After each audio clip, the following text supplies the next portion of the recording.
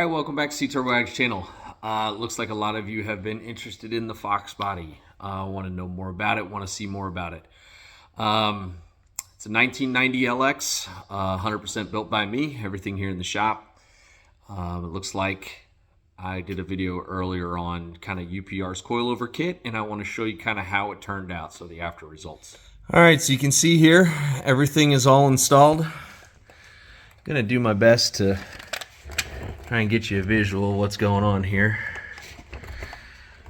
As you can see, the bar is up above where the gas tank is. You can see I kind of notched out a lot of that so that you can actually get that bar in.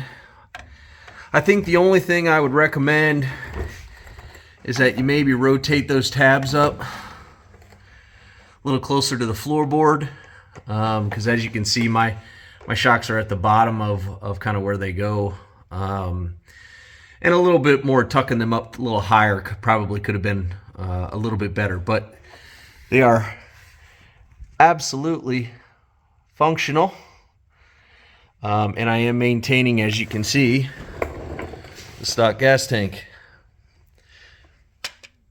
So this is what the trunk looks like, or the hatch, if you will, depending on if you've got a notch. This is a hatchback car.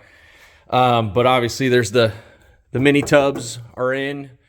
And this is the piece that I cut out here to the crossbar runs right about here. You'll remember the power wires for the fuel pump are kind of in front of that. And then it runs into the frame rails on each side. Kind of got it tucked in here. I know it's not the prettiest, but you know, it's a race car, so I mean that's the plan here. So all right, so that's a pretty much an overview of the completed project. I'm trying to keep this video short and sweet. Couple pointers, couple things that I would have mentioned. Like I said, one, I would try and rotate those brackets up a little bit higher. I would maybe bring them in a little bit if I could. I'm not talking much. I'm talking maybe a ½ inch, a little more in. I got enough to get a bolt in there and a wrench on it, and that's about it. I rotate them up a little bit higher so that you can maybe bring the shocks up or get a little more extension on the shock. And I would do it again. It really wasn't that difficult. Ideally, in any scenario, you know, you're moving the gas tank, getting rid of that, you're putting it in the back of the car. Maybe your crossbar's up higher inside the car and you can get a whole lot more travel out of your shocks and that kind of stuff.